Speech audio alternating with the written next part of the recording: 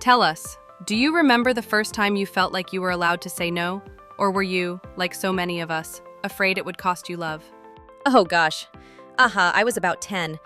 My mom asked me to run to the store. I remember I had a migraine. I was so tired, and so I said, I can't right now.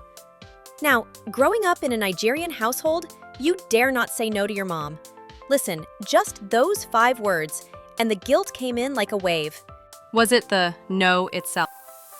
Hi, my loves. Welcome back to the Eldest Daughter Files. I'm your host, Zena, and today's file touches a tender, unspoken ache. Today's story is about one of the hardest things a daughter can do: say no to her mother. This file belongs to Chinara, and if you've ever felt guilty just for choosing yourself, stay with us. The moment you choose yourself, even if it means disappointing the woman who raised you, it's not always loud.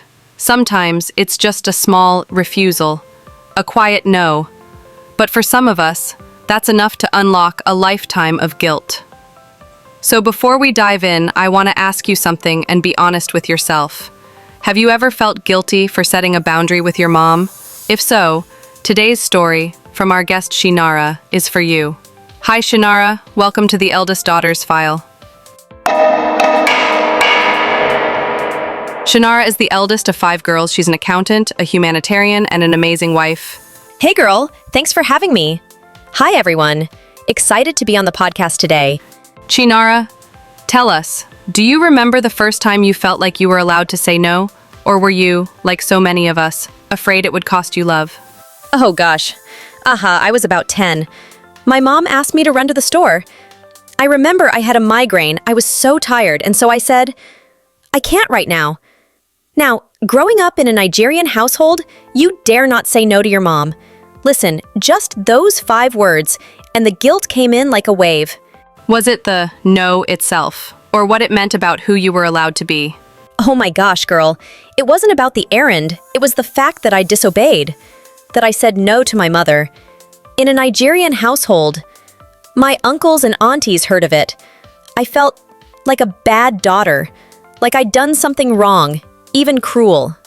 Babe, I'm Nigerian too. We're raised to believe that love equals obedience, especially in households where softness felt unsafe. Speak on it, girl. Did anyone ever tell you that you were allowed to say no, or did your silence just become part of your identity? Growing up, I was the good one, the one who never talked back, the one who always said yes. I didn't know that saying no could be a form of self-respect, not rebellion. So, what changed? What made you finally listen to your own voice? That moment stuck with me, not because it was dramatic, but because it was the first time I heard my own voice and honored it. Oh my God, I love that.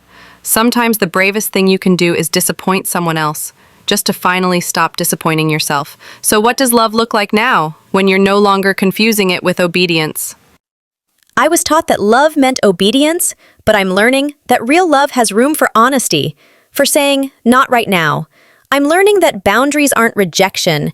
They're a form of care for both of us. To the daughters still scared to say no, this is your reminder. You are allowed to rest. You are allowed to pause. You are allowed to choose yourself. If this story hit home, share your truth in the comments. What was the first boundary you set with your mom? And how did it feel? Make sure you like, share, and subscribe and turn on the bell so you never miss a file. There's so much more to unpack. If this is your first time here, this is the Eldest Daughter Files, unpacking the silence of the firstborn daughter, one story at a time. Okay, my loves, thank you so much for tuning in to this episode of the Eldest Daughter Files. We are so grateful to have you here, part of this growing, healing community. If this story touched you, made you pause, or made you feel a little more seen, don't keep it to yourself. Share it with your group chat. Send it to a fellow firstborn. Pass it along to the eldest daughter in your life who never got the chance to sit down and just breathe. Don't forget to like, share, and subscribe, and hit the bell icon so you never miss a file. We are uncovering layers, reclaiming softness, and healing out loud, one story at a time. Thanks for being here with us. We'll see you in the next one. All my love, bye.